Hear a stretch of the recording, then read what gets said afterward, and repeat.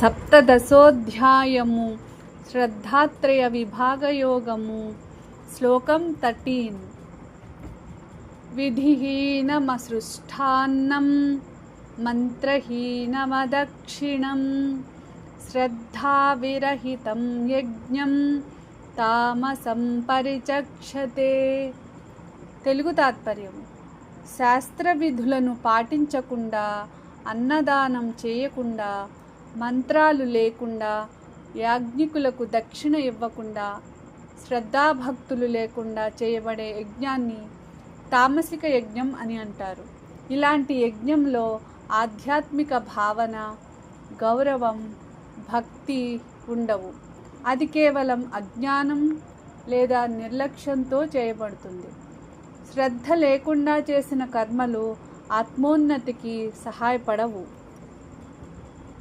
हिंदी तात्पर्य: जो यज्ञ शास्त्र विधि के बिना, अन्नदान के बिना, मंत्रों के बिना, दक्षिणा के बिना तथा श्रद्धा के अभाव में किया जाता है, उसे तामसिक यज्ञ कहा जाता है. ऐसे यज्ञ में भक्ति, सम्मान और आध्यात्मिक भावना का अभाव होता है.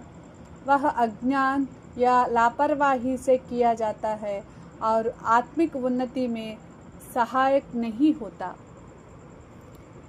English meaning: a sacrifice performed without following scriptural rules, without offering food, without sacred chants, without proper gifts means dakshina, and without faith is declared to be tamasic.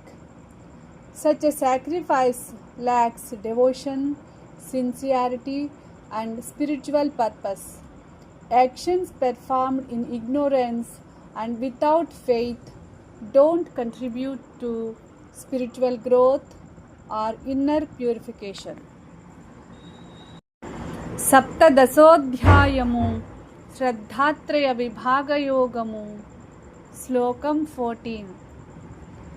దేవద్విజ గురుప్రాజ్ఞా పూజనం శౌచమార్జవం బ్రహ్మచర్యమహింసా చ శారీరం తప ఉచ్యతే. తెలుగు తాత్పర్యం: దేవతలను, బ్రాహ్మణులను, గురువులను, జ్ఞానులను గౌరవించి పూజించడం, శరీర మనస్సుల శుద్ధిని పాటించడం, సరళతతో ప్రవర్తించడం, బ్రహ్మచర్యాన్ని ఆచరించడం మరియు అహింసను అనుసరించడం ఇవన్నీ శారీరక తపస్సు, అనగా శరీరంతో చేసే తపస్సు అని చెప్పబడుతున్నాయి. ఈ గుణాలను ఆచరించడం ద్వారా వ్యక్తి శరీరం, మనస్సు మరియు ప్రవర్తన పవిత్రమవుతాయి. ఇవి ఆధ్యాత్మిక అభివృద్ధికి బలమైన పునాది అవుతాయి. हिंदी तात्पर्य: देवताओं, ब्राह्मणों, गुरुओं और जानी जनों का सम्मान एवं पूजन करना, शुद्धता रखना, सरलता अपनाना, ब्रह्मचर्य का पालन करना तथा अहिंसा का आचरण करना, ये सब शारीरिक तप कहलाते हैं. इन गुणों का पालन करने से व्यक्ति का शरीर, मन और आचरण पवित्र बनता है तथा आध्यात्मिक उन्नति का मार्ग प्रशस्त होता है.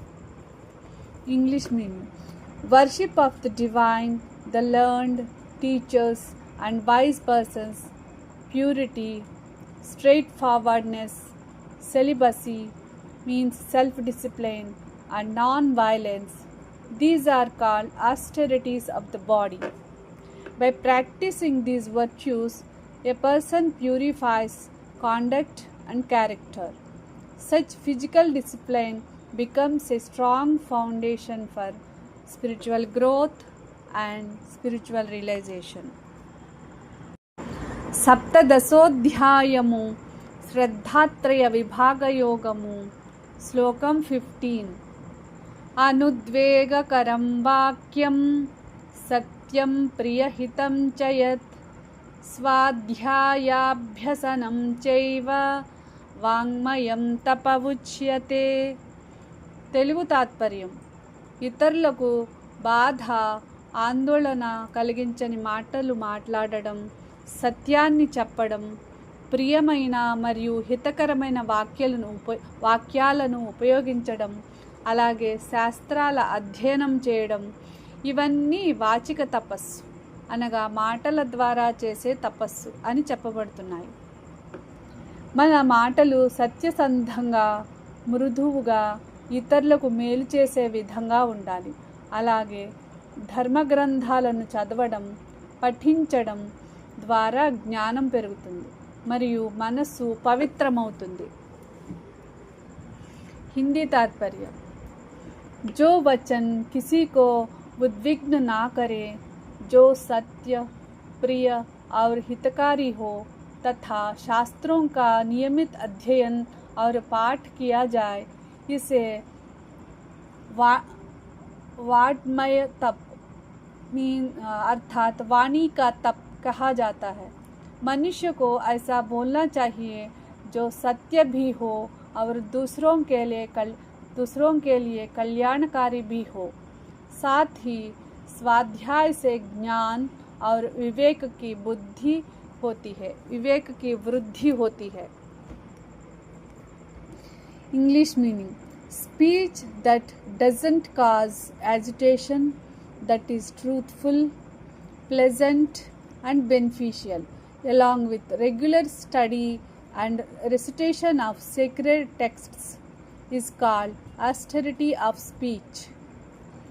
One should speak truth in a kind and helpful manner, practicing disciplined speech and studying spiritual wisdom purify the mind and promote personal and spiritual development.